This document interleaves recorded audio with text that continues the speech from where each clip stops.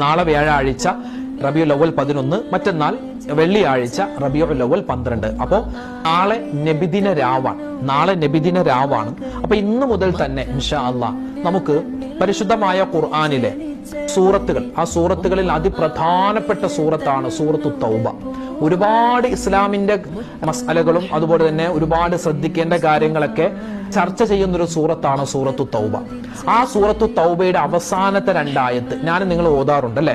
ഇൻഷാ അല്ലാഹ് ആ ആയത്ത് എന്റെ ഉമ്മമാരെ, എന്റെ സഹോദരിമാരെ, സഹോദരങ്ങളെ, ഉപ്പമാരെ, അതെന്തായാലും നമ്മൾ ഇനിയിപ്പോ നാളെ നബിദിന രാവാണ്, മറ്റന്നാൾ നബിദിനൊക്കെ വരുകയാണ്. പ്രത്യേകിച്ച് വെള്ളിയാഴ്ച രാവിലും പകലിലൊക്കെ ഒരുപാട് കണ്ട് നമ്മൾ കുറച്ചെന്നല്ല അമിതമായി ചൊല്ലേണ്ട ആയത്തുകളിൽ പെട്ട 2 ആയത്താണ് ഈ സൂറത്തു തൗബയിലെ അവസാനത്തെ 2 ആയത്ത്. ആയത്തുൽ ഹിർസ് എന്നൊക്കെ ഈ ആയത്തിന് പേരുകൾ മഹത്തുക്കൾ പറഞ്ഞിട്ടുണ്ട്. ഒരുപാട് ശ്രേഷ്ഠതയുണ്ട് ആ ആയത്തിന്. നമുക്ക് നോക്കിയാലോ. ആ ആയത്ത് ഓതുമ്പോ ബിസ്മി പറയേണ്ട ആവശ്യമില്ല. അഊദു ഓതിയിട്ട് നമുക്ക് ആയത്തിലേക്ക് കിടക്കാം. അഊദു ബില്ലാഹി മിനശ് ശൈത്വാനിർ റജീം. لقد جاءكم رسول من أنفسكم عزيز عليه ما